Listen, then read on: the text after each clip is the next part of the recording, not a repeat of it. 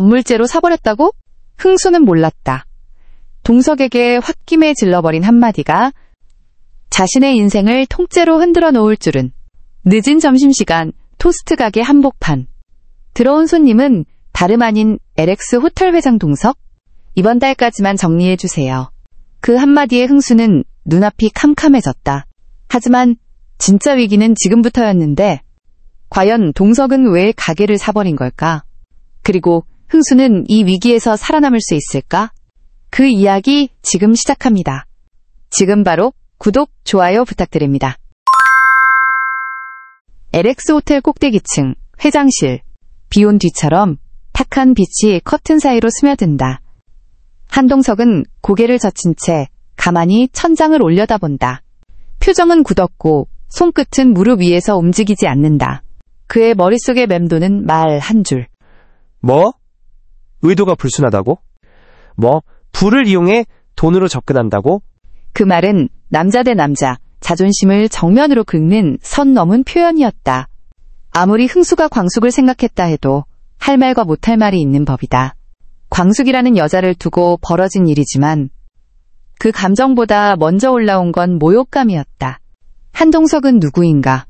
LX 호텔 회장, 국내 굴지의 대기업 총수. 재벌가도 조심스레 대하는 인물이고 대부분의 사람은 눈도 못 마주친다. 감정 표현에 인색하고 권위는 말없이 풍기는 사람. 그런 자신에게 돈으로 여자를 꼬신다는 말을 들었다. 입가에 쓴웃음이 스친다. 그보다 못한 건 그 말을 한 상대였다. 흥수. 변변한 직장 하나 없던 남자. 이력서 한 줄 내밀기 민망한 경력. 최근엔 여자에게 돈을 받아 토스트 가게를 차렸다던가. 여친도 아닌 그냥 도움을 준 여인이라고 들었는데 그런 인물에게 이런 수모를 겪었다? 한마디로 체면이 말이 아니었다. 동석은 그대로 눈을 감고 되뇌었다. 토스트 가게라. 입가가 다시 굳는다. 짧은 침묵이 흐르고 무거운 의자에 등을 기댄 채 그는 조용히 오른손을 들어 사무용 전화 단말기의 버튼을 누른다. 무언가 지시가 내려가는 순간 회장실엔 정적만이 남아있다. 며칠 후 오후 1시 30분. 정오의 북적임은 지나갔지만 오픈빨이 한창인 성수동 토스트 가게 안은 아직 활기가 넘친다. 달걀 굽는 소리, 포장지 부스럭거림, 토스트를 집어가는 손길들. 흥수는 어색하게 묶은 앞치마를 정리하며 주문 하나하나를 빠르게 소화하고 있었다. 잠시 후 가게 문이 열렸다. 벨소리조차 평소보다 묵직하게 울린다. 익숙한 어서 오세요 라는 인사말이 입을 벗어나기도 전에 흥수의 시선이 멈춘다. 문 앞에 선 한 남자. 완벽한 슈트, 숨막히는 정적. LX 호텔 회장 한동석이었다. 순간 흥수의 표정이 굳었다. 어깨에 들어간 힘, 손끝의 긴장. 무슨 일인지 알 수는 없지만 평범한 방문은 아니라는 걸 직감했다. 동석은 인사 대신 곧장 입을 연다. 흥수씨, 죄송하지만 이번 달까지 이 가게 정리해주시면 좋을 것 같아요. 말투는 차분했다. 흥수는 잠시 멍하니 서 있다 이내 물었다. 무슨 말씀이신가요? 제가 며칠 전 이 건물 매입을 했습니다. 동석은 서류가 담긴 봉투에서 정갈하게 정리된 종이 몇 장을 꺼낸다. 봉투 없이 꺼낸 그것은 토스트보다도 빳빳했다. 그러나 그것이 의미하는 바는 너무나 컸다. 확인해보세요. 매매 계약서입니다. 미안하지만 이번 달까지 비워주세요. 서류를 받아든 흥수는 얼어붙는다. 토스트 기름 냄새 사이로 식은 땀이 흘렀다. 청천벽력이라는 말이 뇌리에 울렸지만 입을 다물 순 없었다. 회장님, 상가임대차 보호법이라는 게 있습니다. 아무리 그래도 이렇게는 못 나갑니다. 동석은 깜짝 놀랐다. 흥수의 입에서 나온 의외로 똑똑한 대답에 속으로 아예 헛산 건 아니구나 라고 생각한다. 하지만 흥수의 목소리 끝은 떨리고 있었다. 동석은 말없이 흥수를 바라볼 뿐 대꾸하지 않았다. 그 무표정함이 더 큰 압박이 되었다. 손끝이 떨렸다. 흥수는 급히 앞치마 주머니에서 휴대폰을 꺼냈다. 수신 목록 첫 번째, 옥분.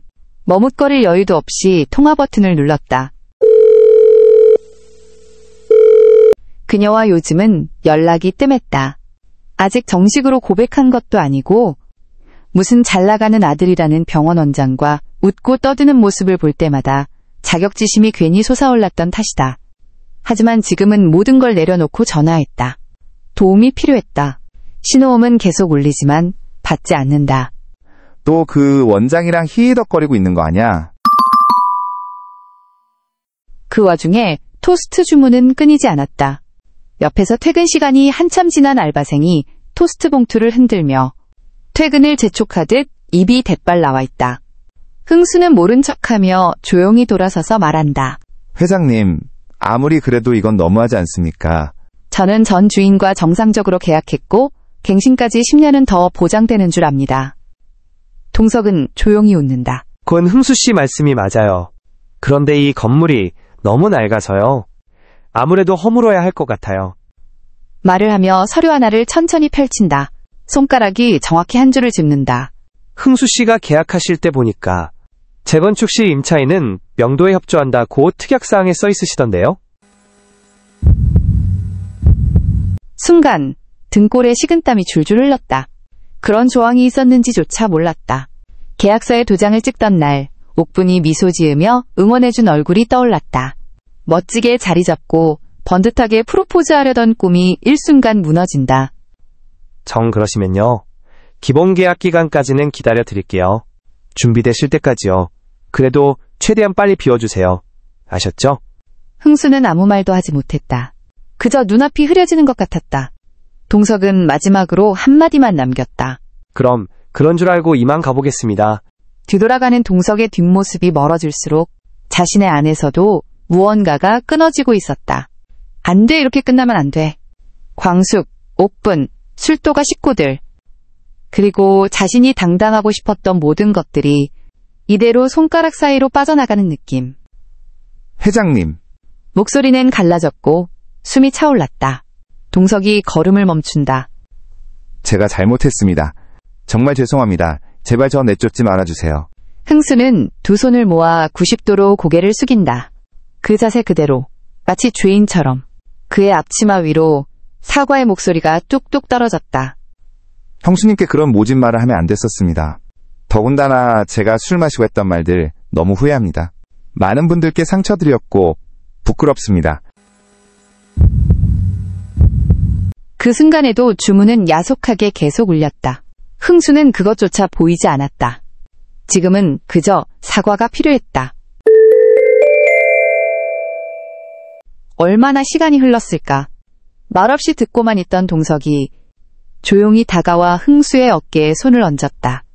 흥수 씨, 무슨 말씀이세요? 내쫓다니요? 그냥 건물이 너무 오래돼서요. 새 건물로 바꾸려 했을 뿐이에요. 그는 가만히 웃는다. 오해가 있으신 것 같은데 처음부터 흥수 씨 내보낼 생각 없었습니다. 새 건물 올라가도 계속 장사해주세요. 월세도 안 올릴게요. 그리고 마지막 말처럼 덧붙였다. 괜찮으시면 호텔 납품도 계속 부탁드릴게요. 그 말에 흥수의 무릎이 풀릴 뻔했다. 심장이 뚝 떨어졌다는 게 이런 기분일까? 흥수는 말한다. 회장님, 감사합니다.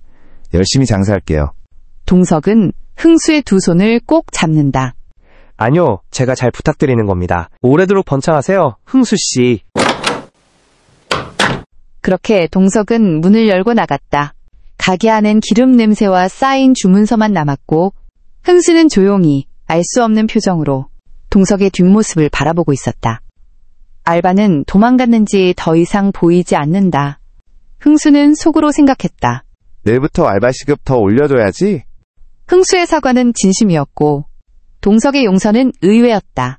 쫓겨나는 줄 알았던 그 자리에서 오히려 오래 남아달라는 제안을 받은 흥수. 하지만 이게 진짜 끝일까? 앞으로 이들의 이야기는 더 깊어집니다. 구독, 좋아요 꼭 눌러주시고요. 다음 이야기도 함께해요.